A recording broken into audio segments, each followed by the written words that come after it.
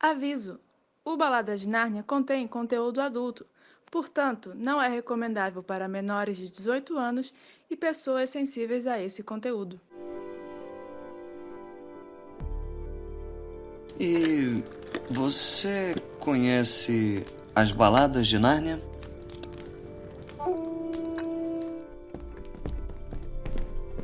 Querem parar de me empurrar? Ai, cuidado! Ai! Olá, nós atravessamos o guarda-roupa e estamos pela primeira vez do lado de cá no podcast Balada de Nárnia, um podcast colaborativo onde nós iremos discutir as crônicas de Nárnia e as suas adaptações. Meu nome é João Gentil, eu tenho 36 anos, sou do Maranhão e estou aqui junto com a Maísa. Oi, pessoal, eu sou a Maísa, tenho 26 anos, eu sou de Campo Largo, no Paraná. E com a Claudiane. Oi, eu sou a Claudiane, tenho 26 anos e sou de Itapajé, Ceará. Gabriel.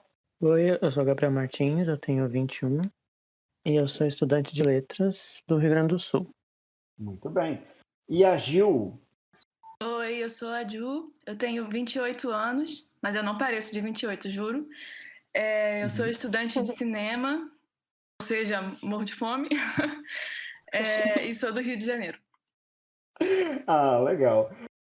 Júlia, que não é parente da Ju. Oi, eu sou a Júlia Capuano, também sou do Rio de Janeiro, tenho 23 anos e sou estudante de letras. Ah, legal. E a gente também está aqui com a Luana. Oi, eu sou a Luana Alves, tenho 22 anos e também sou estudante de letras em Belém. Arrasou. Legal. Eu devia dizer que eu também sou estudante de letras. Eu queria dizer que eu sou a cota de exatas desse podcast, eu faço engenharia. Gente, no pronto. mundo de humanos temos alguém aqui para poder Morro de discordar. fome, né? Porque Poder fazer as estudante de contas. cinema, estudante de letras. Só Nazaré fechando o tronco do cone.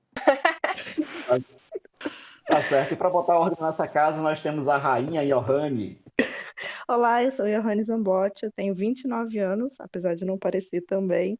Eu sou psicóloga do Espírito Santo e estamos aí. Quando eu digo que ela vem botar ordem na casa, porque ela realmente vai fazer uma terapia em grupo aqui com essa galera. Então, tem todo mundo... Tô Por precisando. favor. Não, sim. E para terminar, a equipe que está nesse barco do Peregrino da Alvorada, o Tiago José. Saudações, gente. Eu sou o Thiago José, tenho 25 anos, sou artista visual e estudo as artes visuais. Ó, legal. Bom, pessoal, agora eu vou fazer a infame pergunta. Isso não é entrevista de emprego, mas a gente tem que fazer alguma entrevista com vocês, né? Então, vamos lá. Como vocês conheceram a obra de C.S. Lewis e as pessoas... Assim, spoiler. Existem pessoas aqui que não conheceram os livros ainda. Elas estão sendo introduzidas agora. Eles acabaram de passar pelo guarda-roupa com a gente e são estranhos a essa terra. Então vamos descobrir quem são esses intrusos. Denúncia, hein? Muito bem. Denúncia. Olha, eu particularmente, eu já conheci a obra já adolescente, com 16, 17 anos, assim, com um volumão único que acho que de capa dura, que era muito bonito, que tinha volta de 2002, eu estou aqui entregando a minha idade. Mas já fui conquistado pela forma como uma obra infantil que aparenta ser tão simples, ela consegue trabalhar tantos temas em tantas camadas, assim. E vocês, pessoal, como é que foi essa questão desse contato com a obra? Olha, assim, meu pai sempre foi o cara que me trouxe coisas boas. Ele adora filmes, então ele sempre acabava... Eu sou da época de alugar filmes na locadora. Então, ele trazia várias obras pra gente, né? Harry Potter, Senhor dos Anéis. E ele trouxe esse filme, O Leão, a Feiticeira e o Guarda-Roupa. E foi uma parada que eu fiquei em choque, porque adorei. Adorei, tinha 11 anos na época, isso foi lindo. Aí descobri que na biblioteca da escola, isso já uns 5 anos mais tarde, 5, 6 anos mais tarde, na biblioteca da escola tinha um volume único. Aí eu olhei assim, gente, consegui a permissão da bibliotecária, que era super ranzinza, para eu levar o livro para casa nas férias. Aí eu li o livro e paixão, né, gente? Desde então, fico relendo de vez em quando. Mas essa edição que tu pegou era volume único, como a minha, ou eram as edições separadas que tinha? Era o volume único, aquele volume com o leão na capa, super lindo, assim. Não, como eu também sou idoso, não tanto quanto você, mas Eu amo que na o João verdade, falou da edição dele, falou que ia entregar a idade, sendo que ele já tinha falado a idade no início, né? Tudo bom. ai, meu Deus, desculpa. É a idade, tá ficando senil, coitado. Olha, você está presumindo que toda a nossa audiência vai ser de exatas. Se for de humanos, eu posso falar o que eu quiser. É verdade, é verdade. Não, mas eu ainda peguei aquela edição que era anterior a essa do Leão, que era uma edição capa dura, que tinha uns cavalos. Gente, que coisa mais linda. Inclusive, se alguém quiser me dar, por favor, aceito. Eu acho essa capa maravilhosa e eu não sabia que existia outra edição. Eu sou meio inocente de Nárnia, então eu acho que o podcast vai ser ótimo para eu revisitar com um outro olhar, assim. Porque até então, para mim, a capa do leão era a única no mundo e é isso aí. Beleza, Pra mim é beleza. muito parecido. Porque assim, eu digo que a minha história com Nárnia foi um pouco chata no início. Porque o que acontece? No ensino fundamental, a gente tem aquelas bibliotecas, elas não eram muito lá equipadas, não tinham grandes obras nem nada do tipo, mas tinha as Crônicas de Nárnia. E eu era louca para pegar. Só que, quando eu fui atrás, uma semana antes, mais ou menos, alguém tinha destruído um livro da escola. E a professora proibiu todo mundo, os alunos menores, né, porque acho que eu estava no 6º ano, por aí, de levar os livros grandes. E Nárnia era o livro único, então ele era grande. Então eu não pude. Eu passei o ensino fundamental inteiro sem poder ler Nárnia. Só podendo pegar ele na hora do intervalo e folhear, porque era tudo que dava tempo. Censurada. Exatamente. Triste. E aí eu li uma parte do Sobrinho do Mago, né? Que é justamente aquela parte deles andando pelos túneis e tal. E essa parte ficou muito na cabeça. E só quando eu cheguei no ensino médio foi que... E aí no ensino médio não tinha. Tinham roubado a edição que a escola tinha. Nossa, quantos vândalos nessa escola. Não era pra ler, né? Eu tava começando a perder as minhas esperanças. Só em 2010 que chegou uma caixa gigante cheia de livro. Eu era monitora, passei os 3 anos sendo monitora dos livros para poder ter privilégios. Uso de poder. Com certeza. E aí veio o volume único do Senhor dos Anéis, veio o Morro dos Ventos Uivantes, aí veio as Crônicas de Nárnia, veio um monte de livro legal. E aí foi que eu pude pegar para ler, e aí eu simplesmente assim me apaixonei. Teve aquele pouco de... Não era tão mágico quanto a minha primeira leitura, entre aspas, né? Porque eu não pude ler tudo, então eu meio que fui criando aquele mundo fantasioso e tal, mas foi um livro muito bom mesmo. Gabriel, e você? Como é que você entrou no mundo de Nárnia? Eu conheci pelo filme, lá quando lançou em 2005, eu tinha uns 6 anos, acho. Que daí eu vi esse filme no cinema, depois, virei muito fã, e eu olhava, todo dia depois. Daí eu acabei olhando também depois o Príncipe Caspian, mas só fui ler mesmo lá em 2010. Que daí eu ganhei de Natal o volume único aquele. E daí eu corri pra ler logo o da Viagem do Peregrino, que ia ser o filme que estreava naquele mesmo mês, de dezembro de 2010. Daí eu li o Viagem do Peregrino e depois fui ver o filme. E também até hoje é o que eu mais tenho ranço, porque foi o pior. E é justo que eu tinha lido antes, então eu sabia o que tinha de ruim nele. Daí Todos até nós. hoje tá marcado pra mim. E daí foi assim. Cara, assim, já ficou registrado aqui que Gabriel é o tipo de pessoa que lê os livros fora da ordem, então... Os de Harry Potter eu comecei com 7, e o último que eu li foi o 3. Meu Deus! Gente, que Não, blasfêmia! Gabriel, bota ele pra fora do barco. Harry Potter eu nunca na minha vida li na ordem. Os do Harry eu tinha visto todos os filmes, daí eu já sabia mais ou menos. Minha irmã, ela começou pelo 7, ela nunca leu os outros. Impressionada até hoje. Mas de não ter lido é sacanagem, poxa. Bom, aproveitando que a gente está aqui nesse primeiro debate da tripulação do Peregrino, vamos agora com a Júlia. Não me decepciona, Júlia. Então, há uma semana atrás, me amordaçaram e me jogaram aqui nesse armário. Eu nunca li Crônicas de Nárnia. Eu sou mega perdida, porque tem 500 livros e eu não sei qual é a ordem de qual. O único contato que eu tive foi o filme há muito tempo atrás e eu não lembro de nada. Então, o João me chamou para fazer parte do podcast, porque ele queria alguém para atuar de placebo. E aqui Uma estou. cobaia. Exatamente. A Júlia é nossa paciente zero. Olha, isso não é verdade. Eu vou chamar agora minha testemunha de defesa, a Júlia A. Gentil. Bom, eu comecei. A minha história com Nárnia foi um pouquinho diferente, assim. Na verdade, também foi na época do lançamento do primeiro filme, mas não foi exatamente com o primeiro filme. Eu tinha uns 9 anos lá em 2005 e eu fui ao McDonald's com a minha mãe, olha só. E na época, o McDonald's tinha uns brindes super legais, temáticos de filmes e tudo mais, e eu ganhei a bonequinha da Lúcia. E aí, né, a bonequinha vinha com um cenário e tinha uma descrição do personagem. E eu li, descobri que era um filme, descobri que o filme ia lançar. Lembro que assisti o trailer e tudo mais e fiquei, assim, encantada. E aí fui ver no cinema com a minha mãe. Me apaixonei pela história, fiquei, assim, realmente muito, muito tocada por aquela obra e tal.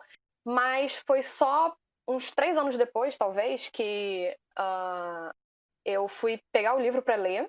E aí eu peguei na biblioteca da escola, li na ordem, não na ordem de publicação, mas na ordem cronológica, né, das histórias. E fui lendo e estava realmente apaixonada. Peguei várias edições diferentes, porque era um livro muito concorrido na biblioteca do colégio. Então li volume único, li as edições separadas e tudo mais. E aí, só anos depois que eu fui comprar a minha edição mesmo, né? E, na verdade, eu tô aproveitando agora para ler essa minha edição pela primeira vez. Então, como tem mais de 10 anos que eu li, tô aproveitando agora para reler e revisitar e já tô adorando. Gente, que legal. Agora, olha, eu quero lançar aqui a campanha A Busca por Edmundo, porque é o único bonequinho que falta para completar a coleção da Júlia, viu, gente? Para completar, na verdade, os 4 irmãos. Os 4 irmãos. Eu não tenho todos, não, mas os 4 irmãos só falta Edmundo. É mais difícil mesmo. Pois é. Bom, lançada a campanha, agora passamos a Luana. Eu conheci as Crônicas de Nárnia também com o filme em 2005. Eu tinha 8 anos, eu me lembro que eu fiquei viciada. Eu assisti no cinema e eu fiz o meu pai e minha mãe me levarem umas 3 vezes para ver de novo. E aí eles me compraram o DVD e eu continuei assistindo o Leão, Feiticeiro e Guarda-Roupa. E eu só fui descobrir o livro em 2012. Que foi quando eu ganhei um Kindle e foi o primeiro livro que eu comprei para ler no meu Kindle. Foi uma ótima estreia do Kindle, então. Sim, Não, com Estreou certeza. com orgulho mesmo. Mas tu já sabia que tinha um livro e por algum motivo tu foi adiando? Eu não sabia. Apareceu na recomendação da Amazon e eu fiquei, como assim livro? O quê? Foi a Aslan que mandou o livro pra você. Tu não prestou atenção naquela da parte dos créditos que diz assim, baseado em um feiticeiro e guarda-roupa, né? Olha, aqui agora a gente vai apresentar o primeiro animorfo do nosso podcast, o senhor Castor Johanny. Sim. É porque, assim, eu... Atravessando a pauta, olha só. Porque nem é meu personagem favorito, mas em relação à personalidade, eu sou completamente o senhor Castor, então. Já ranzinza? Mas eu conheci, como muitos aqui, a história através do filme, né? Que estreou em 2005. Diferente um pouco das outras pessoas, eu não era criança mais, né? Claro. Eu já estava no ensino médio, naquele ato de esperar o lançamento do último livro de Harry Potter e aquela coisa toda. E eu assisti com a minha família, porque a gente tem tradição de assistir filme da Disney, filme de fantasia, a gente já vinha assistindo os filmes de Harry Potter. E gostei muito, descobri que tinha na biblioteca da minha antiga escola. Fiz uma gambiarra lá, fiz minha irmã alugar o livro para mim, no nome dela, para eu poder ler. E li numa tacada só, porque eu li naquela versão do volume único, da capa do Leão. Li numa tacada só, na ordem cronológica, do 1º ao 7º. E fiquei, assim, apaixonada. Depois que eu fui saber que nem era essa ordem de publicação e tudo mais, porque eu acho que tem um prefácio nessa edição, né? Que fala que colocou assim para ficar mais fácil para leitura. E eu tenho uma história muito, muito louca com Nárnia, além da obra em si, porque meu melhor amigo em Alma Gêmea, é uma pessoa que eu conheci por causa do universo de Nárnia. E eu conheci ele no Twitter porque a bio dele do Twitter era biólogo narniano e azul. Então, toda essa participação, todo esse podcast que a gente está fazendo agora é uma coisa muito especial para mim, porque realmente Nárnia é o meu mundo além do meu mundo, né? Ai, amiga, que lindo. Olha, agora a gente já sabe a qualidade de gente que a gente está botando nesse podcast, porque a Claudiane, ela tem fez uso de abuso de autoridade para poder conseguir ler o livro. A Giovanni, ela usou fraude, então tipo, Falsidade ideológica. Falsidade ideológica. Eu tô muito satisfeito com a minha tripulação. Não. Sabe, o Thiago consegue Só piratas. salvar a gente? E aí, Thiago? Oi, gente. Então, a pessoa mais responsável por eu ser um leitor, eu acredito que seja minha mãe, porque ela desde sempre me incentivou bastante na leitura. Ela sempre gostou muito de temas de fantasia, e ela comprou o Harry Potter para uma irmã minha.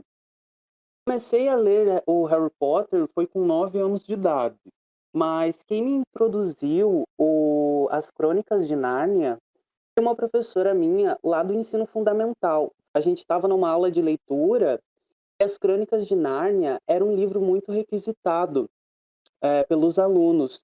E ela me chamou um dia numa das aulas de leitura e falou: Tiago, tu vai gostar muito dessa série, As Crônicas de Nárnia. E foi assim que eu conheci As Crônicas de Nárnia, foi por indicação dessa professora. E o meu livro favorito é o Sobrinho do Mago, porque ele me marcou muito, assim, sabe, nessa época. Foi muito bom. Você ainda tem contato com essa professora, Thiago? Não, eu não tenho contato com ela mais, não. Ah, que pena, porque recomendar o podcast, né? Aquelas, fazer o jabá.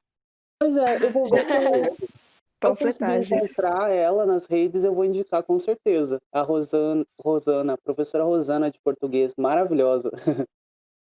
Professora Rosana, se estiver ouvindo a gente. Professora Rosana, por favor, ouve o nosso podcast.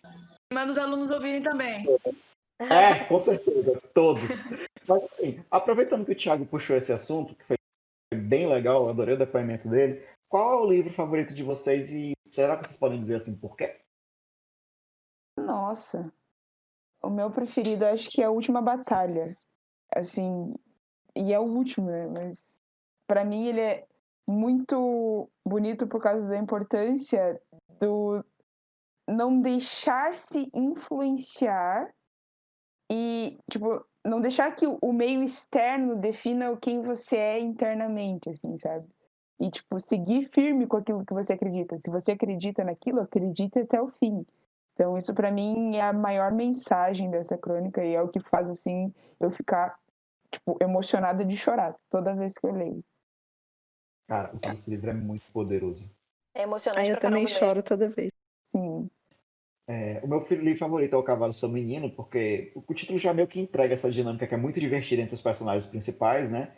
E uma coisa particularmente que me interessa muito é porque o foco sai dos irmãos Pevensey, que meio que viram personagens secundários ou até terciários nessa obra, e dá mais enfoque a outros povos de Nárnia, introduzem reinos vizinhos, então realmente há uma expansão de universo, além de ser o único livro, assim, pelo que me consta, que não há essa transição entre o mundo real e o mundo de Nárnia, ele é integralmente dentro daquele mundo, então permite ter essa visão mais próxima dos costumes, dos povos. Eu acho incrível, incrível mesmo. Esse também é o meu filme, meu livro favorito. Quem me dera tivéssemos um filme dele. Praticamente pelos mesmos motivos, mas principalmente porque, além dos personagens principais serem narnianos, né? O personagem principal, de fato, é um narniano nativo, True Narnia. E é maravilhoso, porque muda completamente a dinâmica. A gente está acostumado, né, a ver os personagens humanos como personagens centrais, e esse livro ele vai completamente oposto. A dinâmica da história, como ela se desenvolve, o objetivo final dos personagens é em torno desse personagem que dá dá título, né, ao Uhum. livro, e inclusive dá protagonismo, né? Porque o menino é do cavalo, não é o cavalo que é do menino. Aham. Esse título é muito curioso mesmo, eu sempre gostei. Mas quem estiver curioso vai aguardar o nosso episódio especial do livro. Exatamente. Eu li como um grande livro único, né? Então, assim, a minha lembrança é como se fosse um livro só. Mas eu tenho uma lembrança emocional, digamos assim, muito grande do Sobrinho do Mago e da Última Batalha. Eu me debulhei em lágrimas na Última Batalha. E tu, Gabi? O meu livro favorito é o... Vamos falar primeiro do filme. O filme favorito é o primeiro. Foi o primeiro que eu vi, né, do Leão Feiticeiro, 2005. E eu olhei, tipo, tantas e tantas vezes durante esses anos, antes de eu ler os livros, que eu tinha, tipo, muitas teorias e tal. Vocês meio que já sabem a minha fama da estação, né, de ser meio fanfiqueiro e fazer teorias. Então, desde sempre. Então, vocês imaginam eu, criança, querendo saber as respostas, assim, tipo, de onde veio o guarda-roupa, essas coisas. E eu não sabia, né, porque eu não tinha acesso aos livros. Então, quando eu comecei a ler O Sobrinho do Mago, eu, tipo, me encantei, porque tinha todas as respostas que eu queria, tava lá. E daí, até hoje, é o que eu mais leio. Esse agora eu tô relendo pro podcast, e é a 8ª vez que eu leio. E eu também gosto muito da série da BBC, que tem umas coisas meio estranhas, assim, da época, assim, de efeitos e tal. Mas eu gosto bastante da temporada da terceira, da Cadeira de Prata, que nunca teve outra adaptação. E eu também, essa temporada aí eu vi antes de ler os livros. E antes de ver o terceiro filme também. Daí quando lançou o terceiro filme, eu pensei, eu achava que depois de Príncipe Caspian vinha Cadeira de Prata, porque eu tinha visto a BBC. E daí eu vi que era o outro filme, né? O outro filme da viagem. E mesmo assim, né? E como eu já falei que eu não gostei muito do filme da viagem, mas da Cadeira de Prata eu gostei bastante. Então, o filme favorito meu é o primeiro, da Disney. E eu também gosto muito da temporada de Cadeira de Prata da BBC. A gente ainda vai descobrir essa adaptação aqui no podcast, mas por enquanto a gente vai conversando sobre os livros. Júlia Gentil, minha companheira de nome.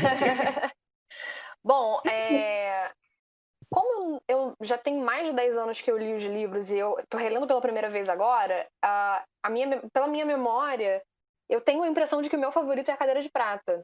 Mas vamos ver se isso vai mudar, né? Não sei, nessa releitura, se as coisas vão mudar. Porque eu lembro que, como eu era nova, assim, eu tinha, sei lá, uns 11, 12 anos, eu não tinha entendido muito da história do Sobrinho do Mago, por exemplo, que era o primeiro. Então eu não tinha gostado tanto. Mas agora eu já tô relendo pro nosso episódio, né? O próximo episódio, que vai ser sobre o Sobrinho do Mago.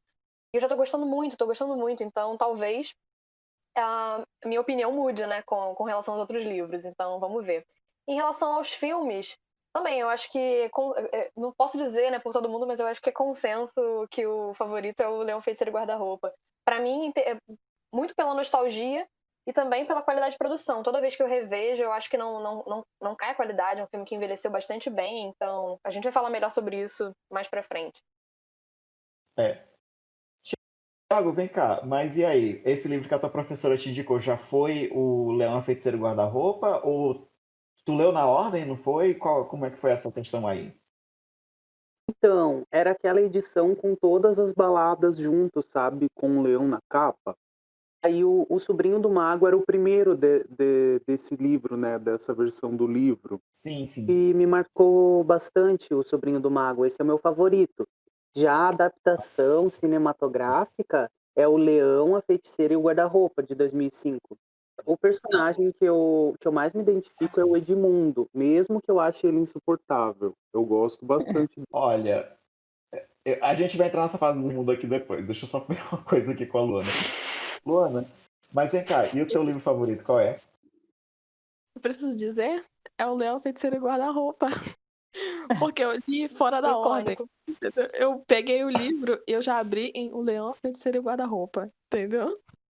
Então, pra mim, tudo se resume em Leão Feiticeiro e Guarda-Roupa. Mas, gente, alguém aqui não gosta do primeiro filme, O Leão, a Feiticeira e o Guarda-Roupa? Porque eu acho a adaptação muito boa. Eu acho impossível. Acho que Eu ela acho não, impossível também. Eu acho que é o favorito de todos, inclusive, né? Dos filmes. Sim, ele equilibra muito bem a questão da adaptação com a fidelidade. Eu acho ele até como uma adaptação superior ao primeiro Harry Potter. Sim, com certeza. Não sou capaz de opinar. Também não. Eu fiquei indecisa, inclusive. Ah, não, eu sou capaz, porque eu já revi muitas vezes os dois e eu tenho certeza que Leão e Feiticeira é uma adaptação muito melhor, apesar do meu apego afetivo com Pedra Filosofal. Eu prefiro o Leão, a Feiticeira e o Guarda-Roupa.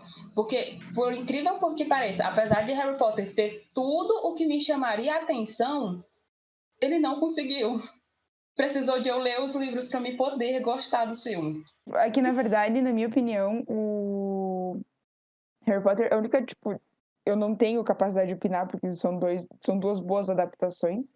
Apesar de que o Leão e a Feiticeira e o Guarda-Roupa envelheceu muito melhor que Harry Potter. Não, e como obra cinematográfica isolada, Leão, Feiticeiro e Guarda-Roupa é muito melhor também. Porque o primeiro Harry Potter parece mais uma junção de várias cenas isoladas do que um filme só. Ô, amiga, me abraça. Pô, tu matou. Ele é um filme reverencial. O Chris Columbus, ele estava tão focado em adaptar tão perfeitinho que ele não se focou muito na questão da narrativa. Tu analisando hoje os dois filmes, tu vê que Leão e Feiticeira flui muito melhor. Engraçado, eu não tenho essa impressão da Pedra Filosofal, não. Mas eu concordo com vocês. Em termos de adaptação, eu acho que o Leão e Feiticeira faz um trabalho melhor de adaptação do livro do que a Pedra Filosofal. Agora, assim, inclusive vou querer reescrever minha bio para poder dizer que eu encontrei a obra depois do filme, né? Para poder ver se eu tenho que parecer um pouco mais jovem. Então, editora, conto com você nessa hora. E voltando. Criminosos Mas, assim, de todos os tipos aqui. Exatamente. Ai, Lembre-se Agora- que mudar a data de nascimento também é falsidade ideológica. Mesmo que seja para parecer mais jovem. Até o capitão do navio, gente. Até o capitão. Mas assim, o Thiago levantou uma coisa assim, que particularmente é uma coisa que eu gosto muito, que é a questão do Edmundo. É aquele personagem que todo mundo ama odiar. Mas eu queria saber quem é o personagem que vocês amam amar. Meu personagem favorito, que eu amo amar, é o Sr. Túmulos. Mas ele não é a pessoa que eu mais me identifico, porque eu não tenho todo esse poço de gentileza e candura. Tanto que meu nome, né, aqui, tá o Sr. Castor, porque ele define minha personalidade, sabe? Ranzinza, rabugento, briga com os meninos. Entendeu? E eu adoro os personagens narnianos, principalmente. Não é à toa que O Cavalo e Seu Menino é o meu livro favorito. Não é porque eu não gosto de gente, não, tá? Talvez um pouco. Talvez um também pouco, não gosto, mas eu acho que é justamente porque, assim, pessoas temos todas aí, né, no nosso mundo. E o que tem de diferente em Nárnia são os seus narnianos. E eu sou muito apaixonada por todos eles, no modo geral. Mas Sr. Túmulos é o meu cristalzinho lapidado. Mora no meu coração para todo sempre. Bom, alguém mais gosta do traidor? Porque assim, se vocês lembram de Leão, Feiticeiro e Guarda-Roupa, Edmundo não é o único que trai, né? Então... Olha os spoilers pra Ju. Caramba, tá aí no ar. Censurado. Spoiler alert. Censurado.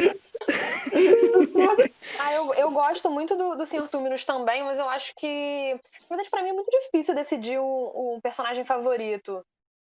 Eu lembro que eu sempre gostei muito da Lúcia Pevensey, porque eu me identificava com ela, até por ter idade parecida, mais ou menos na época, né, e tudo mais, e porque eu acho toda a relação dela com Nárnia tão, tão bonita, assim, ela é tão, sabe?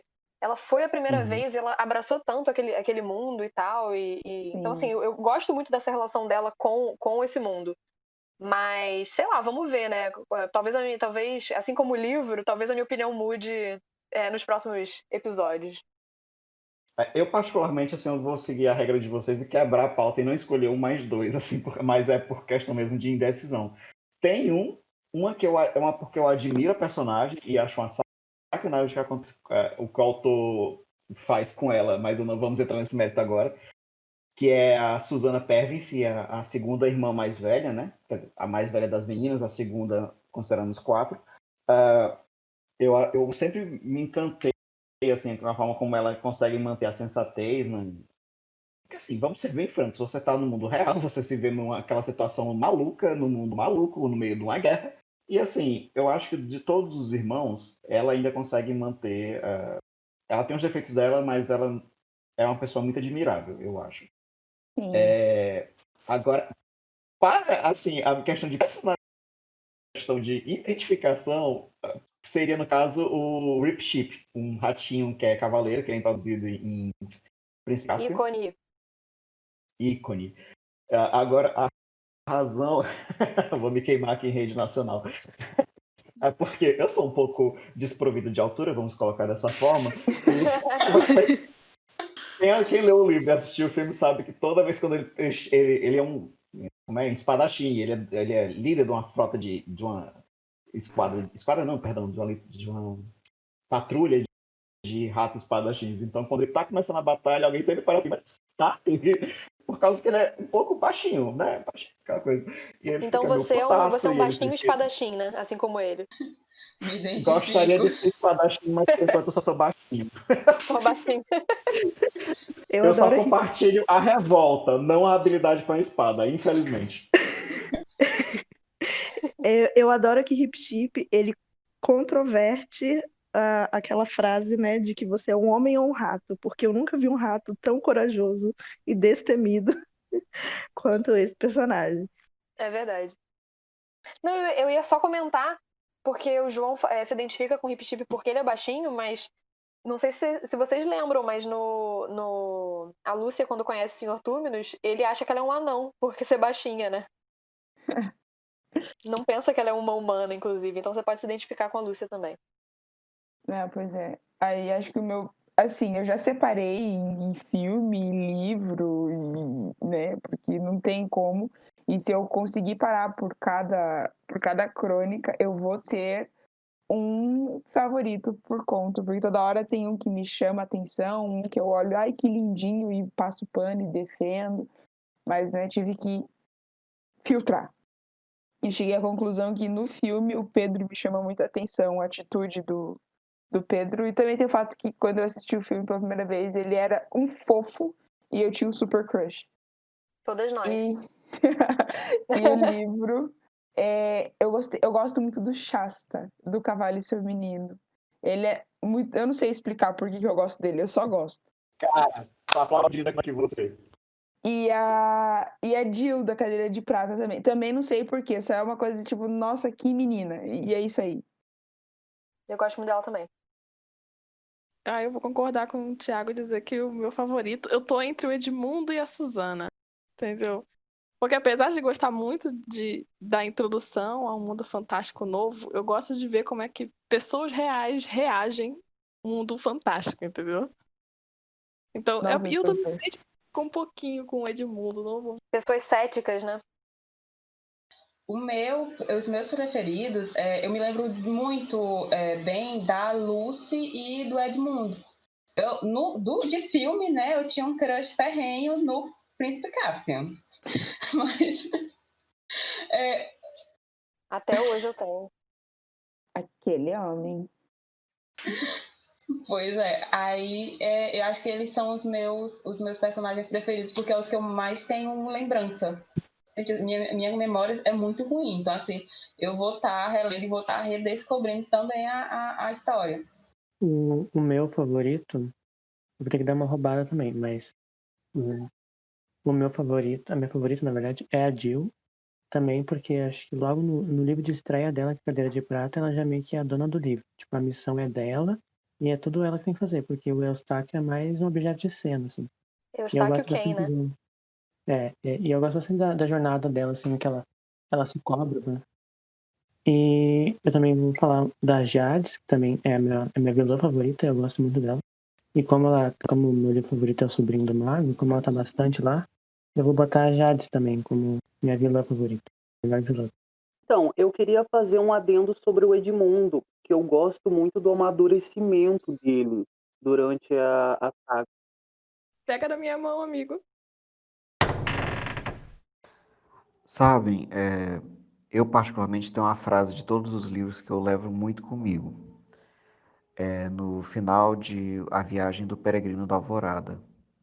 Já no final do livro mesmo. O autor fala que todos nós temos um país imaginário dentro de nós, incluindo Edmundo e Lúcia.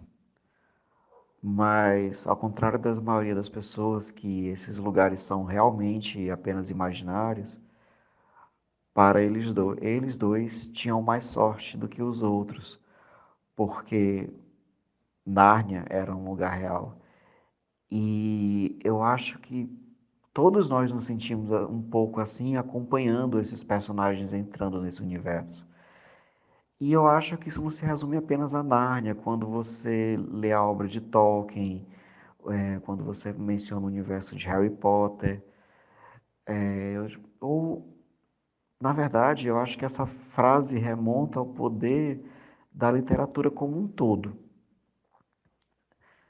E, então, assim, é uma coisa que, para mim, é o tipo de frase que torna esse livro especial. E vocês? Vocês têm alguma frase em particular assim que toca vocês? A favorita é uma máxima sobre a qual eu vivo, na verdade, né? Que é: todos conquistam o que desejam, mas nem sempre se satisfazem com isso. Que é uma frase do Sobrinho do Mago, que para mim resume bem a máxima sobre a qual eu vivo, de que é, sabe, saiba do que você precisa e não do que você quer. Sabe, nem sempre o que você quer é o que você precisa. Sensacional. Eu ia falar primeiro que eu estou toda arrepiada com a frase que João citou, porque ela tem muito a ver com a minha frase que eu escolhi, apesar de não ser exatamente minha favorita. A minha favorita, desde sempre, foi uma frase muito avulsa de O Cavalo Ser o Menino, que é para o norte, para Nárnia, que é tipo um grito de guerra, uma força para mover eles no objetivo, né, da história. Mas a frase que eu escolhi para citar foi quero viver como um narniano, mesmo que Nárnia não exista. Que tem muito a ver com a frase do João, porque, para mim, principalmente, Nárnia é um lugar real também. Tanto da minha história com meu amigo, que inclusive está salvo no meu telefone como narniano, eu quase nunca cito o nome verdadeiro dele. Já até esqueceu, né? Não, eu nem apresento, eu nem falo dele para as pessoas com o nome dele. Mas porque é isso, Nárnia se transformou, pelo menos pra gente, e agora para nós todos, num lugar real, num lugar que realmente nós nos encontramos e que nós vamos continuar nos encontrando aqui também, a cada episódio. Ai, que lindo, cara. Lindo. Inclusive, esse biólogo narniano tem que ser, pelo menos, participação especial nesse episódio, nesse podcast, viu? Estamos Não, eu já cobrando sua intimei presença ele. aqui. Infelizmente, ele não vai poder participar como colaborador, mas Mas como eu vou convidado. arrastar ele como um convidado em um episódio, porque a gente precisa Nossa. dissertar essa história. Tem Com que ser um convidado, certeza. né? Certo. Claudiano, você ia falar alguma coisa?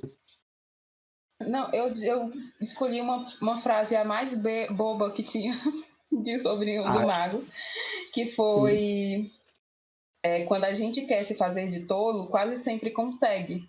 Tem umas frases muito bonitas em Sobrinho do Mago, daquelas sacadas, sabe? Bem certeiras. Sim. E E eu é muito acho que interessante. essa é uma delas. Ah, não, com certeza. Eu acho uma qualidade desse escritor é que você lê muito livro, que você vê que o escritor tá forçando a mão para ele soar sábio, culto. E o Lewis, ele tem umas frases tão simples, mas que, putz, ressoa. E você vai reler esse livro depois de adulto, e ele mantém essa qualidade por causa disso. Ele é simples, direto, e é uma verdade trazida de uma forma assim, da forma mais trivial. Tá solta lá. Tem uns autores tem alguns autores que parece que a pessoa, o narrador, ele toma um fôlego para dizer a frase que ele quer que marque o leitor. Claro, tá bem destacado com o holofote, com o violino, tá no ponto de você chegar assim. Eu gostei muito dessa frase também, Claudiane. Quando eu tava relendo, eu inclusive sublinhei, não foi o trecho que eu trouxe, mas eu sublinhei de frase bonita, assim, que realmente é sensacional esse trecho. A obra como um todo, ela tá repleta de diálogos e passagens maravilhosas, assim. Mas se eu for querer apontar alguma frase, alguma coisa que me marcou mais, seriam as falas do Aslan, do Leão. Eu acho que é por trazer esse lado mais reflexivo e sábio, né? Sim, inclusive Total. a minha é uma frase do Aslan, eu não vou dar spoiler, mas é da última batalha, em que ele fala assim: Amado, não fora o teu anseio por mim, não terias aspirado tão intensamente e nem por tanto tempo, pois todos encontram o que realmente procuram. Caramba. Gente, vou lançar aqui um questionamento. O Aslan é o Dumbledore das Crônicas de Nárnia? Não, ele não Não é não. Não é não, porque Dumbledore cria Harry para abate. Aslan não é dessa sacanagem. Aslan não é desse tipo. Exatamente. O Aslan é o Gandalf. Vou fazer uma pergunta. Vou fazer um questionamento aqui menos reflexivo. Seria Aslan o criador do meme Amada? Sim. Nossa, que debochado. Nada. Se for com a Juba penteada. Gente, a gente precisa de uma fanart disso. Olha, Thiago José, você já está com a encomenda aí. Teremos isso para a próxima semana, viu? Aslan penteado e um balãozinho. Amada? Amada. Bom, então, aproveitando o embalo, eu não peguei uma frase, na verdade, um trechinho do Aslan, mas assim, tem um pouco a ver com ele, na verdade. O trecho que eu peguei, ele não é nem um pouco reflexivo. Quer dizer, ele é um trechinho ele é a profecia, na verdade, né? Mas ele não tem nenhum significado, pelo menos pra mim, muito profundo, nem nada. Que é o seguinte: no Leão, Feiticeiro e Guarda-Roupa, o Senhor Castor fala o seguinte: quando a carne de Adão, quando o osso de Adão, em cair para véu no trono sentar, então há de chegar ao fim a aflição. Eu escolhi esse trecho porque é um trecho que me marcou muito, porque além de estar, né, de ser obviamente presente nos livros, ele está presente no filme e foi uma coisa que sempre ecoou muito na minha cabeça. Acho que eu gosto de profecias, gosto dessa, né, tem uma rimazinha, né, então fica na cabeça da gente. E eu sempre achei bacana e que mostra realmente a função dos irmãos Pevensey naquele mundo, naquele momento, né? Com certeza. Até porque, vamos ser bem franco, a profecia, ela trabalha em função dos personagens que são o contrário, porque tem algumas obras de fantasia que tu vê que o autor criou aquela profecia e ele dá um jeito de forçar algumas coisas para poder a profecia fazer sentido. A profecia chega assim, vem, ela tá lá, ela é dita, mas a história flui Total. Ele fica presa nessas coisas, né? E agora, relendo o Sobrinho do Mago, a gente, quando chegar no episódio, pode comentar isso melhor, mas tem a referência a isso, né? A essa profecia, então. Então, eu achei bem bacana, porque eu não lembrava disso, né? Nesse ponto, o Sobrinho do Mago tem sido escrito depois de O Leão, Feiticeiro e Guarda-Roupa, apesar de cronologicamente ele ser primeiro. Isso serviu muita obra, né? Porque ele conseguiu plantar muitas coisinhas em O Sobrinho do Mago que já iam voltar no segundo livro cronológico, né, que é O Leão e Feiticeiro. Sim, com certeza. Sim. E emendando, né, para variar, a minha frase é do Sobrinho do Mago também, que é a primeira fala que o Aslan tem depois da música que ele canta. Ele fala assim: Nárnia, acorde, ame, pense, fale. Sejam árvores andantes, sejam animais falantes, e sejam águas divinas. Eu acho que tem muito a ver, assim, com esse espírito, assim, que tem em Nárnia, assim, sabe, de vida, de tudo que ele representa, assim, como é a primeira fala que o Aslan tem na história, assim, cronologicamente, que a gente vê. Eu acho que ela tem muito significado, assim, não só pra Nárnia, assim, mas pra todos os personagens. Sim, eu acho linda essa passagem. Você selecionou muito bem, viu, cara? Essa daí foi foda. Bom, encerradas as apresentações, já descobrimos que metade da tripulação é rogue, a outra metade especula que Aslan é um leão drag. Agora passamos a... Quê? Mas você usa pra ler agora. Mas assim, todos os nossos ouvintes já sabem quem somos nós, e agora eles vão descobrir quem é C.S. Lewis e quem são as Crônicas de Nárnia. Bom, vamos começar com um pouco falando sobre a obra, né?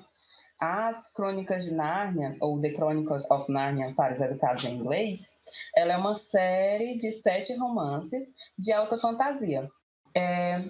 A alta fantasia ela é um subgênero da fantasia e ele é definido por ter um mundo imaginário, um universo paralelo, ou para estatura épica de seus personagens, temas e enredos. É o caso de Crônicas de Nárnia, é o caso de O Senhor dos Anéis, e por aí vai. A Crônicas de Nárnia ela é escrita pelo irlandês Clive Staple Lewis, ou como é mais normalmente conhecido, C.S. Lewis, e é uma obra considerada um clássico da literatura. Ele já vendeu 120 milhões de cópias mundialmente e já foi traduzido em 41 idiomas. Ele foi escrito entre 1949 e 1954. Uma coisa interessante nessa época é que ele foi escritor tipo pós-guerra. E o Lewis, ele achava assim necessário escrever livros infantis nessa época que fossem de temática tipo de ensinar boas maneiras, moralidade, bem versus mal, porque ele estava presenciando uma geração de crianças que tinham vivido a guerra. Ele achava interessante assim retomar esses conceitos assim para ensinar mesmo. Sim. As Crônicas de Nárnia, elas também tiveram diversas adaptações, tanto para rádio, televisão, teatro, cinema, e além dos tradicionais temas cristãos, que é algo que aborda bastante em praticamente toda a obra do Lewis, a série ela usa elementos da mitologia grega e nórdica, bem como os tradicionais contos de fadas. As Crônicas de Nárnia elas apresentam geralmente as aventuras de crianças que desempenham um papel central e eles vão e descobrem o ficcional reino de Nárnia. Um lugar onde a magia ela é normal, ela é tudo. Os animais falam e ocorrem batalhas entre o bem e o mal, aquelas batalhas bem épicas até. Tem bastante essa dicotomia, né, de bem e mal presente na obra. Isso.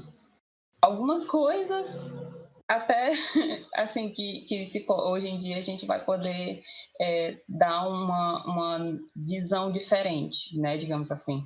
Durante a infância, Lewis criava ilustrações para as histórias que ele escrevia. Quando o livro O Leão, a Feiticeira e o Guarda-Roupa ele estava prestes a ser publicado, ele havia pensado na possibilidade de ilustrá-lo. Eu não sabia que ele era ilustrador. Não tinha essa informação. Não, mas pelo que eu li, ele não era profissional. Ele realmente chegou a praticar pintura, mas ele era amador. Tanto que quando as crônicas foram publicadas, decidiu-se pela contratação da ilustradora Pauline Baynes, que já havia tido a experiência de ilustrar 2 livros de Tolkien, Mestre Gil de Ram e Ferreiro de Bosque Grande. E é interessante, né? Porque ela é super jovem, que ela tinha 20 anos de idade. Sim, e ela manda muito bem. A edição que eu tinha... Já tinha ilustrado Tolkien antes, né? Não era qualquer coisa. A minha edição vem com as ilustrações dela. E são muito bem feitas. São mesmo. E se você vê Mestre Gil de Ram, as ilustrações dela são bem condizentes com o mundo de Tolkien.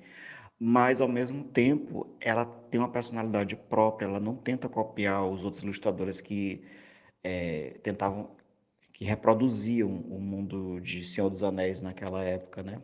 Tanto que se você for comparar o traço dela em Mestre Gil de Ram e Nárnia, é um traço totalmente diferente, assim, na minha opinião. Ela consegue adequar o estilo dela, mantendo a assinatura, mas adaptando a obra que ela está reproduzindo. Eu, particularmente, achei bem interessante e até pretendo depois fazer uma pesquisa maior sobre a obra da Pauline. Eu achei muito bom. Com certeza. Agora que a gente já sabe um pouco mais sobre o enredo das Crônicas de Nárnia e tal, a gente vai falar um pouco sobre o autor, C.S. Lewis.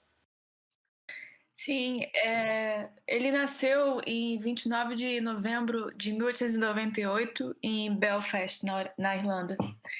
Quando ele era criança, e eu acho que agora que a gente está começando a ler, né? Eu, por exemplo, estou lendo por primeira vez, já a matemática que aparece no livro, que ele ficou órfão quando ele era criança, quando ele tinha 9 anos de idade, né? A mãe dele faleceu de câncer. É uma coisa que aparece já de cara, assim, no início do livro que a gente está lendo. Esse paralelo a gente começa o Sobrinho do Mago com a mãe do protagonista estando doente, né? Então eu imagino que tenha com certeza relação com essa perda precoce Esse dele. momento, sim, com certeza. Não apenas em O Sobrinho do Mago, né? Em O Leão Feiticeiro e Guarda-Roupa, os irmãos Pevensey, eles, por causa da guerra, eles são tirados de Londres, são mandados para longe dos pais, para uma casa de estranhos no interior. Em O Cavalo e Seu Menino, o personagem principal é um escravo. Em Príncipe Caspian, ele perde os pais muito jovens, é criado pelo tio e pela tia, por questões que não vamos comentar agora, né, para não dar spoiler, mas ele, no começo do livro, ele já imediatamente ele tem que se separar dessa família residual.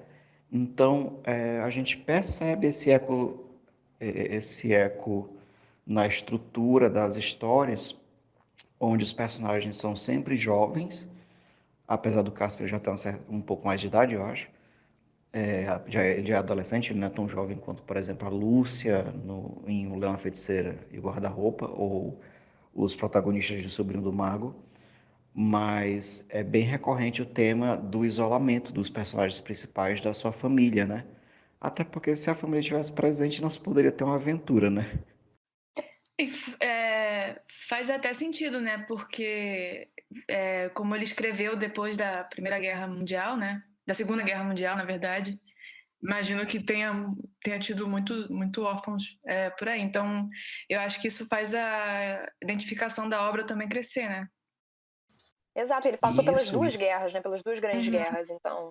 E ele vai ser próximo de duas crianças que perderam os pais na guerra, porque um casal de amigos dele adotaram um menino e uma menina, que são órfãos de guerra, e 2 livros da série de Nárnia foram dedicados a essas crianças.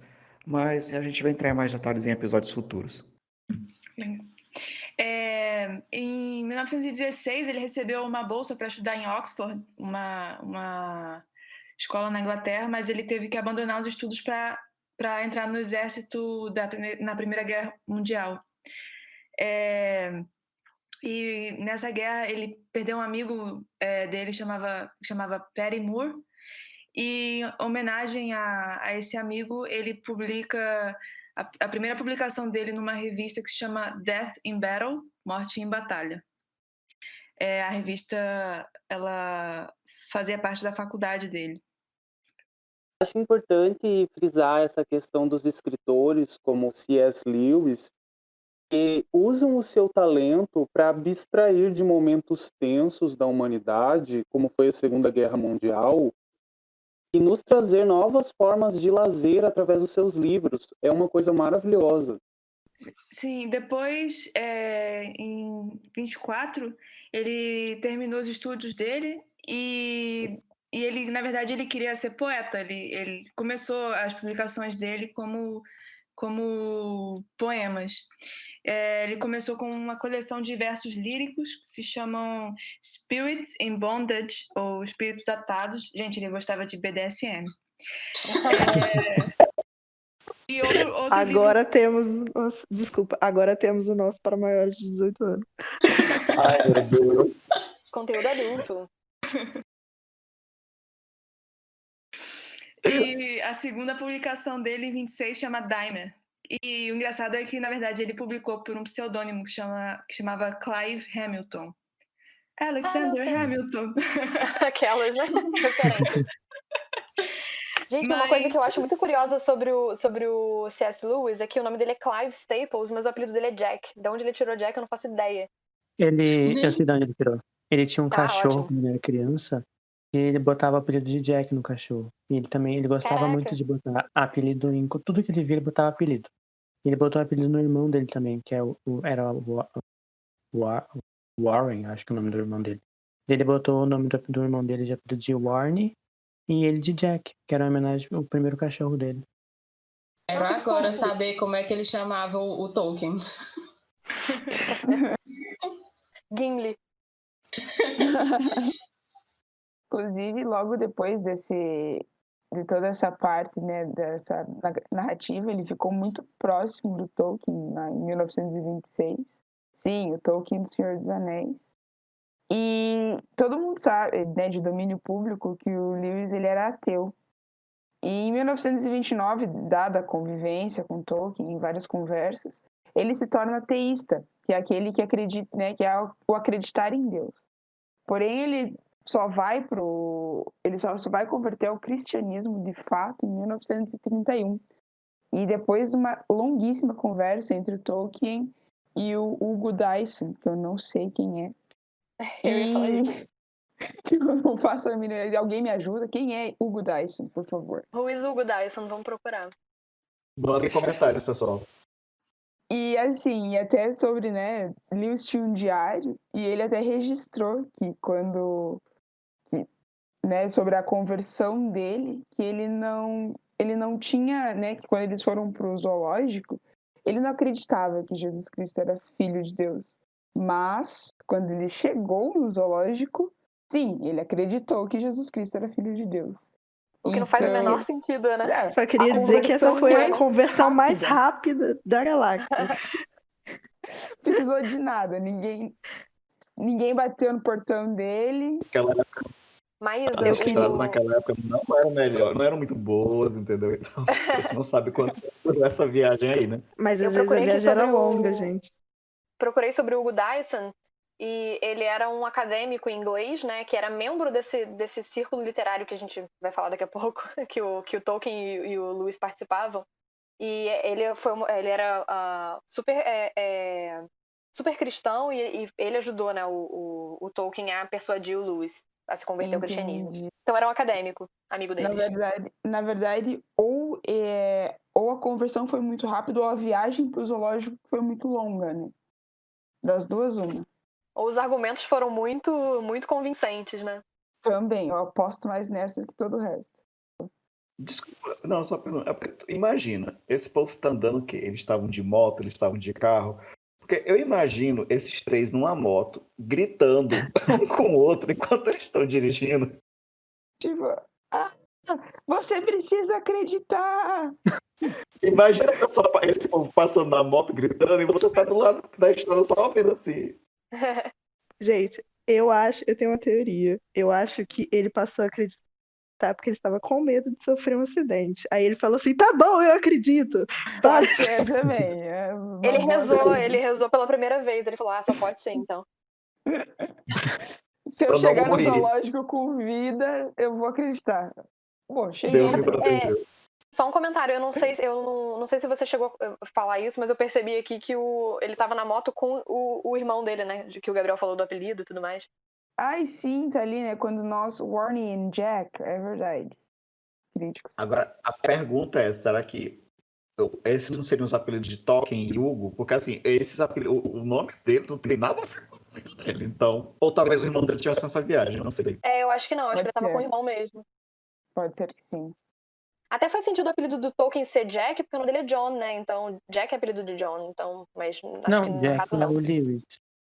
No Jack caso é o Lewis mesmo. E o Arnie é o irmão dele. Bom, então, mistério resolvido de Sherlock Holmes aqui, sabemos. E também tem, né, agora juntando e explicando como que Tolkien, Hugo e Lewis andavam todos juntos e conviviam, né, eles faziam parte de um grupo de escritores chamado Inklings, né, eles se reuniam num pub específico chamado Eagle and Child para comparar trabalho, para ler e receberem críticas, né, melhorar o trabalho como um todo. E eu só queria fazer um parênteses nessa situação que Inklings parece muito uma sociedade secreta, super mitológica, né? Tipo, só os tops dos tops se encontravam para conversar. Tem uma curiosidade sobre o clube, que também essa história dele fazer apelido sempre para tudo. Eles tinham uma piada interna que ele chamava, o nome do clube, no caso, em tradução, seria a águia e a criança. Só que daí eles chamavam de passarinho e bebê. Engraçado. Não, e nessas reuniões eles liam não necessariamente trabalhos acadêmicos, mas os seus trabalhos de ficção também. Então, não só as Crônicas de Nárnia, os primeiros capítulos foram lidos para esse clube, para apreciação dos colegas e as críticas dele, como também O Senhor dos Anéis, O Hobbit. Então, muita coisa boa saiu daí. Exatamente, por isso que eu fico pensando, nossa, muito sociedade secreta, assim, tipo, vamos nos encontrar e vamos discutir sobre temas legais. Eu fico até sem Sim. graça de me juntar com amigos e formar grupinhos, porque, pô, pelo amor de Deus, né? Olha essa galera aí. Exatamente, quem sou eu na fila do pão? Ah, nem falo nada, não. Eu só quero dizer que nosso clube de fanfiqueiros aí, ó, vai virar o próximo clube de É o novo, C.S. Lewis e novo Tolkien. Eu tenho Olha. fé em vocês, hein, time? Eu tenho fé em Gabriel. Assim, eu vou ser só no máximo advogado ou empresário de vocês. Obrigada, João. Que você tem fé só no Ai, Gabriel. eu também, cara. Eu vou ser só aquela pessoa. Eu tenho amigos famosos só. Aí, vocês Certo. me deixem enviar as reuniões, por favor. Só para ver. Só ouvir, por favorzinho. Só para dizer que faz parte. Esse grupo do Tolkien e do Luiz podia ser rebatizado para a Sociedade dos Poetas Mortos, né? Pesado. Oh, meu Deus. Ai, gente, deixa eu fazer um Muito bom esse adendo. Eu participei durante alguns anos da minha época da faculdade de um grupo de poetas que chamava Sociedade dos Poetas Por Vir, em homenagem Ah, que legal. à Sociedade dos Poetas Mortos, que a gente publicava um monte de poesia no Facebook. Nossa, Show. Incluindo, pessoal, Nossa, que saudade. lindo. Maravilhoso, fiquem ligados que nos sensacional. próximos episódios que a mulher vai ler esses poemas dela aqui ao vivo pra gente, viu? Eu quero. Leituras de Nota poema. pra você. Ai, Assim, meu Deus. Eu fico falando essas coisas, eu esqueço que vocês querem, que vocês botam pilha. A gente bota fé total. Ô, amiga, vergonha em rede nacional nós temos aqui, né? Bom, como falado antes, os ínclios se reuniam para apresentar seus trabalhos e ouvirem a opinião de seus colegas. E se havia alguém com opinião forte para dar, esse era Tolkien. O Tolkien ele tinha uma opinião assim um pouco que causava um atrito assim nas discussões entre ele e o Lewis, porque ele dizia ele gostava assim das histórias de Nárnia, mas ele não concordava no colocar criaturas mitológicas na história. E porque ele achava que não podia talvez não agradar o público cristão, porque essa mitologia no caso seria considerada pagã. Mas eu acho engraçado que o Tolkien botava um monte de referência à mitologia nórdica no livro dele, do Senhor dos Anéis, e quando chegava na hora do Lewis botar de mitologia grega, ele achava que não combinava. E aí eu acho Ah, hipócrita. é um pouco de gaslighting com o amigo dele. Será que não foi o Lewis que converteu ele dessa vez? O Tolkien, ele, apesar dessas críticas que ele fazia, ele, como eu disse antes, ele gostava assim das histórias porque ele achava que o enredo das histórias de Nárnia seria um bom instrumento para transmitir valores cristãos e bíblicos que eles tinham entre eles, assim. Eles discutiam fora da literatura e botavam dentro da literatura deles. Era o Padre Marcelo da época deles, né? Influência cristã. A questão do Tolkien achar ruim a questão mitológica é porque, assim, seus livros servem só para evangelizar. Para servir de literatura mística, não sei. Pois é, né? Irônico. Eu queria só fazer uma colocação, que eu estava pesquisando, que eu li uma biografia recente do Tolkien, só que eu não estou marcado. Eu lembro que a parte... além disso aí, tinha a questão das alegorias, cara. Não, o Tolkien não gostava que as obras fossem metáforas, mas que pudessem ser alegorias. Obrigado, que eu estava um pouco trocando, eu estava com medo de fazer misquote justamente por isso, porque eu lembro que era uma coisa interessante de explorar esse ponto. Porque, tipo assim, o pessoal, na época que lançou o livro, o pessoal ficava pensando, o Sauron é uma metáfora para as bombas nucleares. Ele, não, gente, nada é metáfora, isso aqui é só uma obra de literatura fantástica, mas você pode usar como alegoria. Ele não gostava que as obras fossem metáforas, como é a obra do C.S. Lewis, né? Que é praticamente uma grande metáfora para o cristianismo, né? A alegoria vai partir do leitor mas não vai partir do texto, entendeu? É uma interpretação do leitor, mas não vai estar implícito e nem explícito no texto como uma espécie de metáfora. E também, talvez, não é necessariamente a intenção do Tolkien, no caso. Não queria que as pessoas vissem, é a minha intenção fazer como se fosse uma metáfora à bomba atômica. Ele não queria que vissem como se fosse uma intenção dele, eu acho. É. É subjetivo do leitor, né? O C.S. Lewis fazia as obras dele com essa intenção de evangelizar mesmo, né? De contar uma lição, contar histórias que fossem que passassem a moral cristã. E o Tolkien achava que isso desvalorizava a literatura, entendeu? Que não devia, que isso pode partir do leitor, mas que a intenção do autor de fazer isso desvaloriza o texto em si. Acho que nesse ponto até faz sentido ele não gostar do Lewis colocando outras mitologias, já que a obra, né, As Crônicas de Nárnia é uma alegoria tão grande do cristianismo e tudo mais. Então, assim, beleza, se você quer fazer isso, então não mistura com outras, né? Porque o Senhor dos Anéis não tem essa conotação, né? Tipo, ele tava meio querendo dizer assim, tu tá meio se contradizendo, então. Se tu quer tanto botar alegoria, por que tu tá fazendo uma contradição e botando paganismo junto? Acho que é por isso. Total, Então eu vou retirar minha crítica do Tolkien. Não, eu continuo com a crítica, porque assim, gente, alegoria, metáfora e etc, independente das intenções ou dos motivos, ela serve para atrair as pessoas, porque, falando assim, bem de cristã, ex-quase freira, né, conhecedora da Bíblia, era um recurso, Médica inclusive, carteirada. utilizado por Jesus. Ele pregava usando de metáforas, usando de alegorias que o público que ele conversava entendia e se aproximava. Então, mesmo que teoricamente fossem valores pagãos, como a mitologia é uma forma de atrair outros tipos de público. Então, eu ainda acho que é uma crítica meio infundada, do tipo, eu posso, você não pode. Não, eu concordo, eu acho que foi uma birra desnecessária mesmo, gaslighting total. Acho que fazia parte do bromance deles. Essas tretas semanais. Já tá escrevendo fanfic, ó. Essa questão de ter tido um abrigo ou não é uma coisa muito que a gente vê presente em discussões de fóruns de fãs. Nas biografias e nas cartas, eu acho que essa questão é mais uma questão de crítica no aspecto de literários, enquanto colegas, mas isso nunca afetou a amizade dos dois.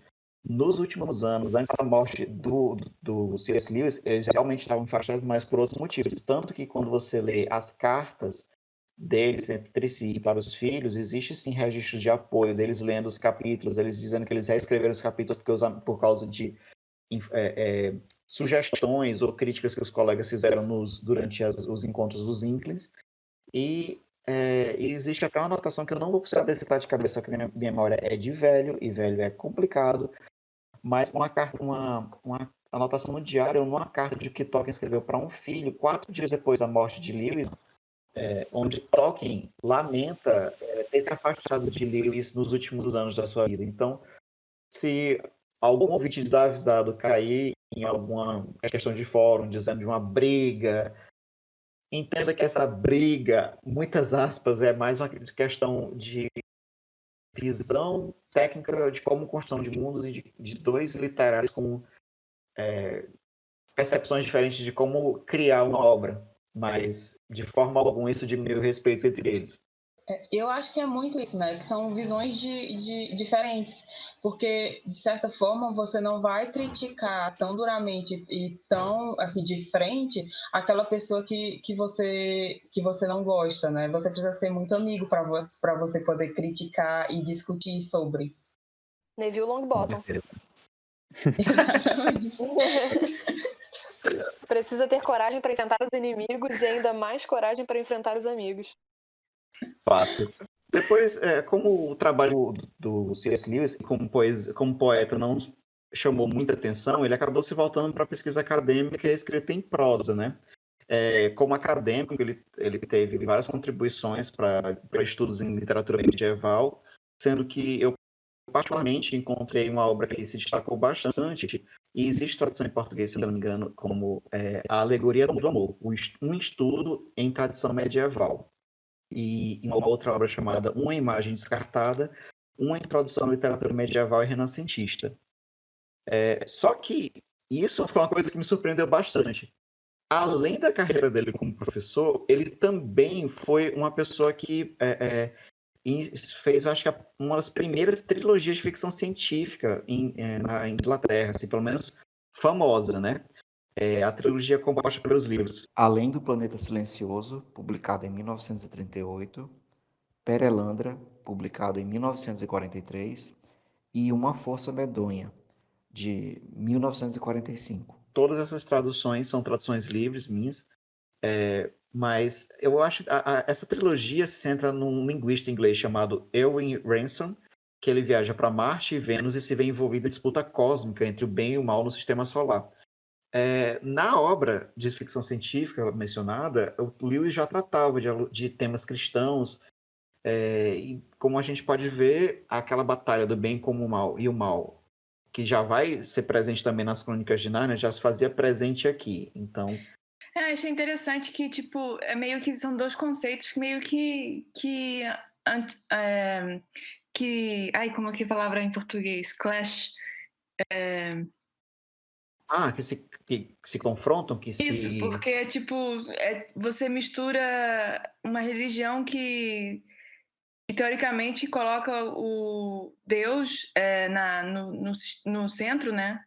E aí depois Sim. você mistura com outros planetas também, que tem o Sol no centro, que, tipo, não são 100% compatíveis, né? E ele pega essa temática que na metade do século XX, que é uma coisa muito recorrente, que é a ficção científica, né? Com todo esse negócio no Asimov, que eles falavam muito dessa temática. Os filmes também, tinha muito filme de ficção científica que colocava a câmera fora do planeta Terra, então ele meio que misturou essas duas influências, né? Com certeza. Francamente, eu fico até um pouco surpreso de não ver um cenário de ficção científica que geralmente é utilizado para poder extrapolar conceitos ou de ciência ou de pseudociência, para poder tratar de questões de ética, de moral humana e até mesmo de espírito, de identidade, né? Para também tratar questões relacionadas à religião. Francamente, o pouco contato que eu tive com literatura que era composta quase no sentido de pregação, que é o que a obra do Lewis vai ser acusada, e ele mesmo acaba assumindo um pouco isso. Francamente, eu me considero um bom leitor e eu, particularmente, não conheço nenhuma obra de ficção científica com elemento religioso, pelo menos com a ótica cristã. Eu acho que o mais próximo disso, e não é ficção científica, é uma série de livros chamada Deixados para Trás, e os autores simulam o que aconteceriam se o apocalipse acontecesse hoje, no caso, é um livro de 10, 15 anos atrás. Naquela época, já na idade moderna, mas assim, não chega a ser ficção científica, é só mesmo a questão daquele momento, entende? É o livro, inclusive, que gerou o seriado The Leftovers, né? Não é. Não. Esse aí é um outro livro. Esse aí é mais recente. Esse que eu tô falando é de 10, 15 anos atrás, e eles são de pastores americanos, e eles têm o viés... o Leftovers é a ideia que as pessoas simplesmente somem, e existe esse questionamento de que elas podem ter sido sofrido o arrebatamento, mas os outros eventos do Apocalipse, né, não é confirmado, e os outros eventos do Apocalipse não se seguem. Esse que eu estou falando, ele vai seguir, eles pegam o livro do Apocalipse, e são vários livros, eles vão selecionando elementos do Apocalipse para poder gerar a história, como as pessoas reagem se fosse acontecendo aquilo, o arrebatamento, o surgimento da besta, os selos, entendeu? Tudo isso num ambiente moderno, mas não é ficção científica. É provável que tenha muito a ver com essa briga de religião versus ciências, porque a ficção científica, ela meio que se baseia na ciência para propor uma determinada realidade, né? Com certeza. Mas o que eu vejo é que ele está fazendo isso em 1938, ou seja, muito antes de alguns desses autores que a gente celebra hoje em dia. Eu vou ler Além do Planeta Silencioso ainda esse ano, eu não sei exatamente que mês. Eu estou participando de um projeto paralelo, e aí a gente vai estar lendo. A gente vai estar lendo O Hobbit e outros livros. Mas legal. E aí eu quero ver porque eu sempre fiquei curiosa com essa série, mas por ela estar tão tão intrínseca, não seria a palavra certa, mas tão dentro do cristianismo, tão sobre isso, que eu fico com o pé atrás de começar até. Bom, assim, se você está com o pé atrás nessa obra, então acho que vai ter um problema com as outras, porque enquanto essa ele usa o aspecto da ficção científica, nas outras ele trata diretamente do cristianismo. Inclusive, ele ganha fama como expositor da fé depois da publicação do livro The Problem of Pain, O Problema da Dor, de 1940, e de 4 palestras que ele transmite pelo rádio durante a Segunda Guerra Mundial, que depois elas foram compiladas no livro que foi traduzido para o Brasil como Cristianismo Puro e Simples, certo? Mas, por incrível que pareça, apesar disso ter dado para ele uma grande fama e ele já ter recebido uma boa recepção com os livros de ficção científica deles, o livro que catapultou a popularidade dele foi um livro até mais simples, chamado Cartas de um Diabo a Seu Aprendiz, que é um livro quase cômico, onde ele mostra a correspondência de um diabo, que é como se fosse um supervisor, a seu sobrinho e aprendiz, que meio que ele está testando, que esse sobrinho está testando um rapaz humano, e através dessa correspondência onde o diabo ensina o aprendiz a como fazer um humano pecar, como fazer esse humano cair em tentação, ele, na verdade, ele está usando de uma forma afetuosa e espirituosa a como evitar que essa geração mais jovem incorra, né, em um desvio moral. Seguindo essa trilha, As Cartas de um Diabo ela foi escrita em 1942. Esse título é muito bom também, né? Sim, muito. E o livro é bem simpático, assim, é um livro que ele é fino, mas você lê ele muito rápido. A escrita Você leu dele esse é muito livro, João? gostosa. Eu li em 2005. E assim, legal. gente, eu li num tapa. Foi assim, numa tarde, muito gostoso. E ele realmente é um bom escritor, porque assim, você sabe que ele está pregando para você os valores cristãos dele, mas não fica uma coisa enfadonha e não fica parecendo que ele está empurrando na tua goela, porque ele escreve de uma forma tão gostosa, dentro daquele contexto de humor, que é uma sátira, que tá lá, ele tá expondo, você absorve, mas assim, não fica com aquele tom penoso, que você tá como se você estivesse ouvindo a pregação de alguém. É muito gostoso. Inclusive, se vocês têm curiosidade de ficção, até de fantasia, esse é um aspecto bastante interessante. Ele é um livro assim, voltado para um público mais jovem, eu não diria infantil, talvez assim, até adolescente ou pré-adolescente, assim, eu diria, na minha concepção, 12, 14 anos, mas assim, um adulto pode ler sem enfado algum. Ele deve ter influenciado muito o Neil Gaiman, né? Porque o Neil Gaiman usa muito essa temática também, de uma forma também mais satírica, né? Mas Sandman, Good Omens, tudo isso, tipo... Sim, mas o Gaiman cita assim, como assim, de escritor de fantasia, na verdade, eu diria que é a Diana Wynne Jones, que é a escritora que escreveu os livros O Castelo Encantado, Os Mundos de Crestomante. Ela é uma escritora de mão cheia e eu recomendo todo e qualquer livro que ela escreveu, livros para adultos, para crianças, para adolescentes. Ela não faz séries longas, ela tem várias trilogias dela, assim, então acho que Crestomante é um ponto fora da curva porque ele tem 5 livros e alguns contos espalhados. Mas é uma autora que você pode ler tranquilamente e recomendo muito. No site do Neil Gaiman tem um post no dia da morte dela que é uma coisa que você lê chorando. É muito lindo.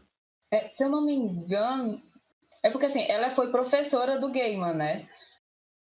Se eu não me engano, ela também tinha uma ligação com eles. Eu não me lembro. Eu li isso em algum lugar. Sim, eles realmente eram amigos, é verdade. Ele tinha essa admiração para ela e isso desenvolveu uma amizade também.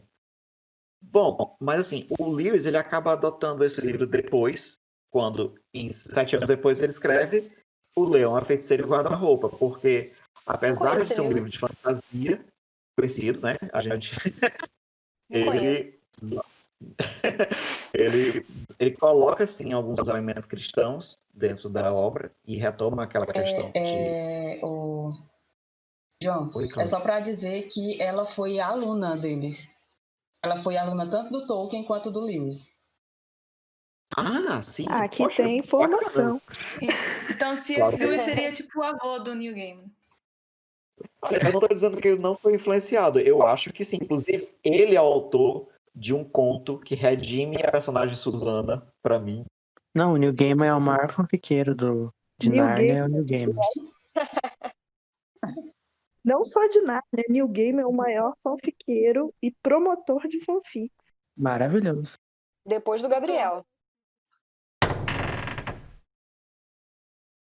Bom, ele escreveu O Feiticeiro Leão, o Leão Guarda-Roupa de 1949 a mais ou menos 1954, só que o primeiro livro só foi publicado, se eu não me engano, em 1950, e o último livro, que é A Última Batalha, só foi publicado em março de 1956.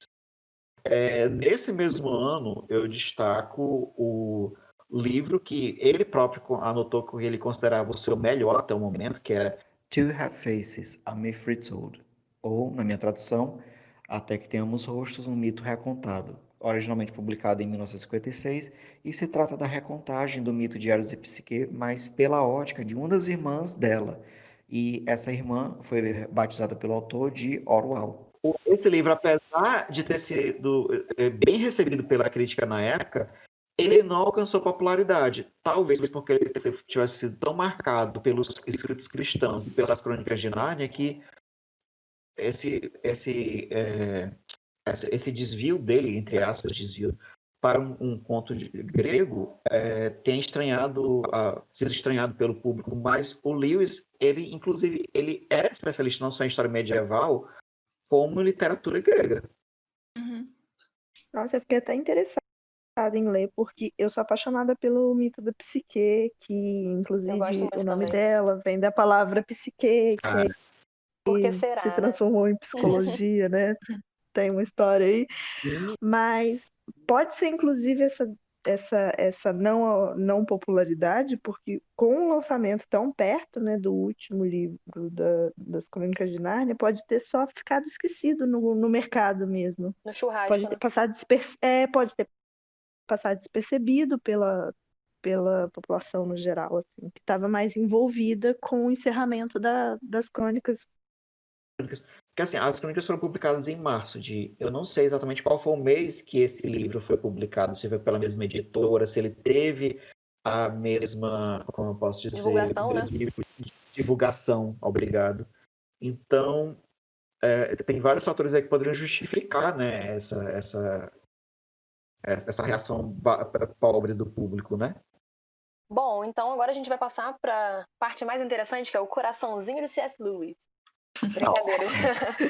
Bom, em mais ou menos de 1950, o C.S. Lewis começou a se corresponder com uma dama chamada Joy Davidman Gresham, uma americana, que acabou se convertendo ao cristianismo, em parte por influência dos escritos do Lewis. Eu não sei se nesse momento ela já se correspondia com ele, ou se ela foi influenciada pelos textos dele, né, e eventualmente passou a se corresponder com ele. Mas eles começaram a se corresponder, então, no ano de 1950, enquanto ela ainda era casada com um escritor chamado William Gresham. Danadinho. Pois é. Depois ela se converteu, gente. Então, o pecado foi pago. Então, em 1954, ela se divorciou, porque o marido foi infiel. Então, ele era constantemente infiel a ela. E aí ela se mudou para a Inglaterra. E foi nesse momento que a amizade dela com o Lewis se estreitou. Então, em 1956, eles se casam em abril, numa cerimônia civil discreta, para que ela tivesse o direito garantido, né, o ganhar do famoso green card na Inglaterra, para que ela pudesse se manter na Inglaterra. E 6 meses depois dessa cerimônia, ela foi diagnosticada com câncer em estado avançado. Então, em março de 57, eles se casaram no religioso, né? Então, um ano depois, mais ou menos, do casamento no civil. Então, durante Coitado, né? Ui, Pois desculpa. é. Só ia falar que, como é irônico que a esposa dele morreu da mesma doença que a mãe dele. Nossa, com certeza, é verdade. Freud explica, né? Nossa. Gente. Desculpa, eu não Esse podia podcast perder a foi um piada de gosto, pessoal. psicologia, gente. Gente, o pior é que eu ri. Eu imaginei. Aí, gente, eu imaginei uma coisa horrível. Eu imaginei ele indo no hospital, tipo assim, procurando assim o próximo date. Isso. Que horror. A Joy, ela já tinha 2 filhos, né? 2 filhos quando eles se casaram. Eles se tornaram, né, enteado do Lewis. E o Lewis nunca teve filhos biológicos. Então, esses 2 meninos, eles gostavam muito de Narnia, todas as histórias e tal.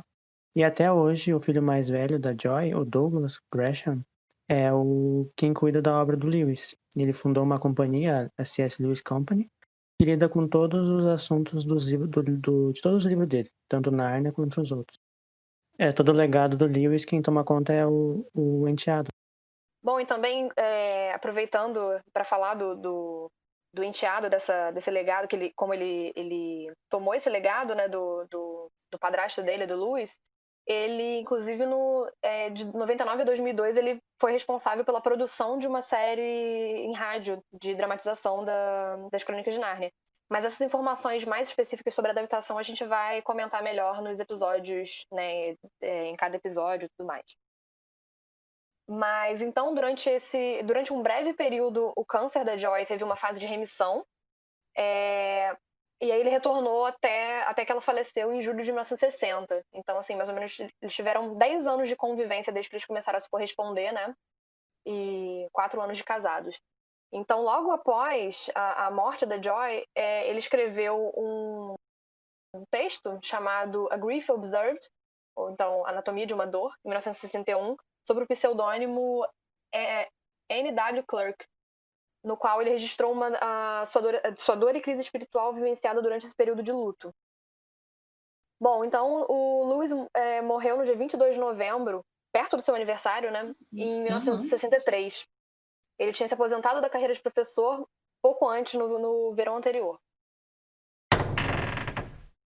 Bom, passado esse breve relato sobre a vida e obra de C.S. Lewis, e depois de trocarmos algumas impressões originais sobre a obra, eu vou agora botar na berlinda aquela pessoa que está chegando de gaiata aqui em Nárnia e que até o momento não leu nenhum dos livros.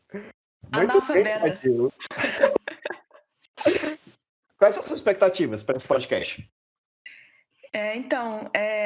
Eu sou totalmente fora desse mundo, eu realmente não conhecia muito, e o único contato que eu tive foi o livro, o filme, e o que eu tinha era uma coisa bem infantil, assim, sabe? Que eu não tinha certeza se eu ia gostar muito.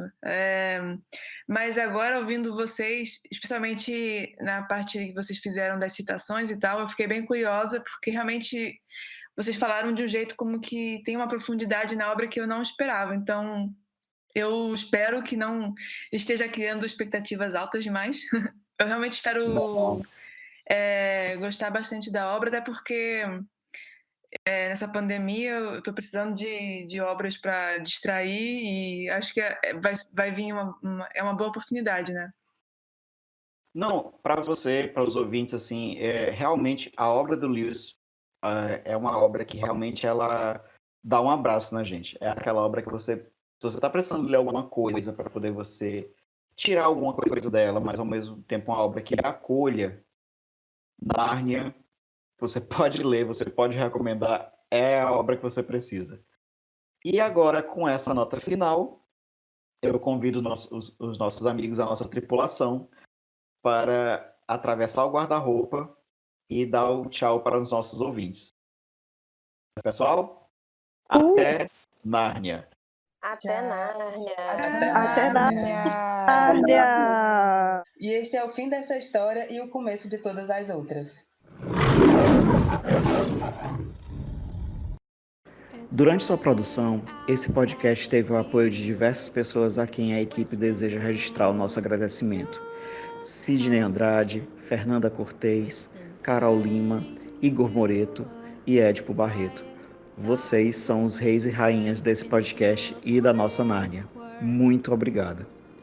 E se você tiver o interesse de participar, enviando sugestões, fazendo comentários sobre o episódio, por favor, nos contate no e-mail baladasdenarnia.pod@gmail.com ou no Instagram ou Twitter em @baladasdenarnia. Até lá! Nárnia? Que é isso? Eu ia falar que eu fiquei chocada de saber que a Johanna é a própria Noviça Rebelde. Vou contar essa história em off, então.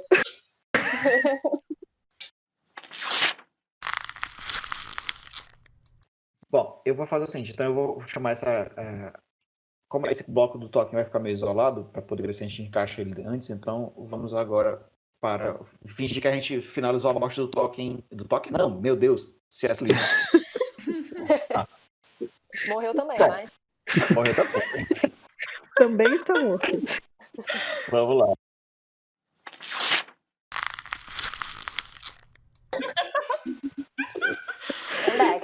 Certo, vamos lá. Bom dia, boa tarde, boa noite. Sejam todos bem-vindos ao podcast Balada de Nárnia, um podcast colaborativo, onde nós iremos descobrir... nós descobrimos ontem essa obra. Volta. Certo.